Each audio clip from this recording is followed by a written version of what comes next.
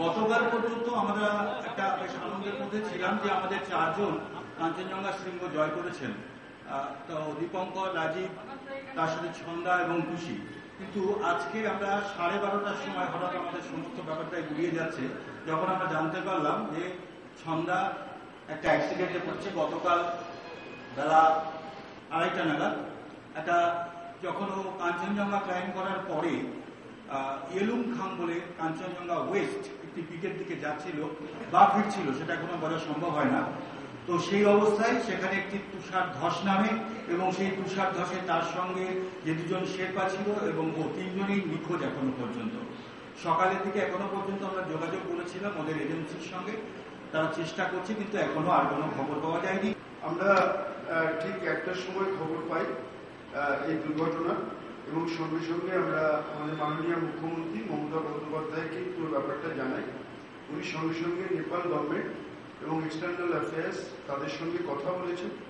আমরা তাদের অফিসিয়ালিও জানিয়েছি। আমাদের চিফ সেক্রেটারি তিনি চিঠি পাঠিয়েছেন, তিনি কথাও বলেছেন ফোনে। মুখ্যমন্ত্রী ও নেপাল গভর্নমেন্টের সঙ্গে কথা বলেছেন। আমরা চেষ্টা করছি দ্রুত যাতে তাদের খুঁজে বার করা যায় তার ব্যবস্থা করা, এবং আমাদের সরকারের তরফ থেকে আমাদের মাউন্ট এভারেস্টের যে কমিটি আছে, অ্যাডভাইসারি কমিটি, তার যিনি অ্যাডভাইসার উজ্জ্বল রায় এবং আরেকজন মাউন্টেন এভারেস্ট জয়ী দেবদাস নন্দী, তারা আজকেই হ্রাস করছেন ওখানে, যাতে তাদের সমস্ত রকম তাদের খুঁজে বার করার জন্য যা যা ব্যবস্থা গ্রহণ করা আমরা পশ্চিমবঙ্গ সরকারের তরফ থেকে সব ব্যবস্থাই গ্রহণ করছি।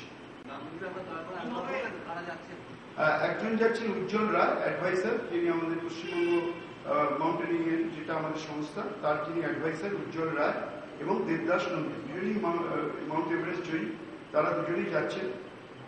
আর আমরা ইমিডিয়েট আরো যোগাযোগ করার চেষ্টা করছি। সেখানে ছিলেন ছন্দা গাইন, তুষি দাস, দীপঙ্কর ঘোষ এবং রাজীব ভট্টাচার্য।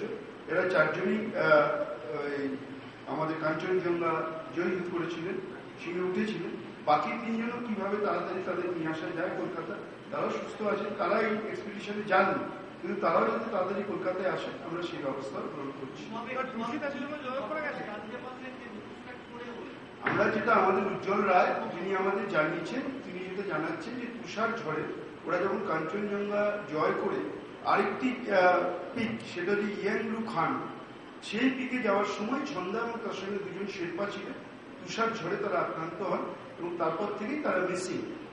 আমরা অলরেডি কথা বলেছি, নেপাল গভর্নমেন্ট ইতিমধ্যেই হেলিকপ্টার পাঠিয়েছেন এবং সেখানে খোঁজ চলছে।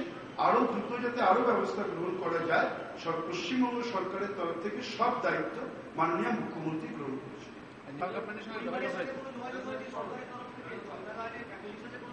না, এই মুহূর্তে আগে আমরা এই কাজগুলো করেছি। এখন আমি ছন্দা গাইনের ফ্যামিলির সঙ্গে যোগাযোগ করব, কিন্তু আমি এখন ফ্যামিলির কাছে যাওয়া, তারা তো একটা উত্তর চাইবেন।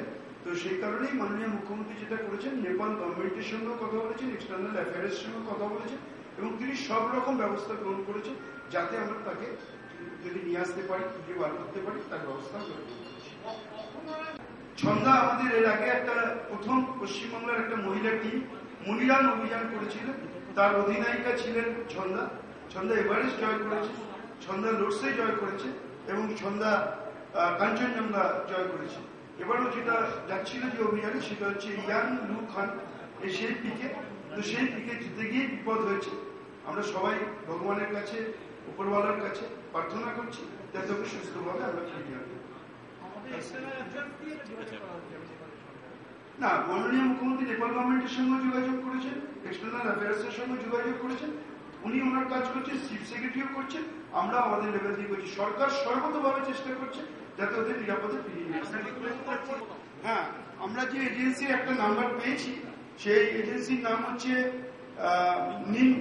নিনমা শেরপা, তার ফোন নাম্বার পেয়েছি, তার সঙ্গেও আমরা কথা বলেছি। আমরা চেষ্টা চালাচ্ছি সর্বত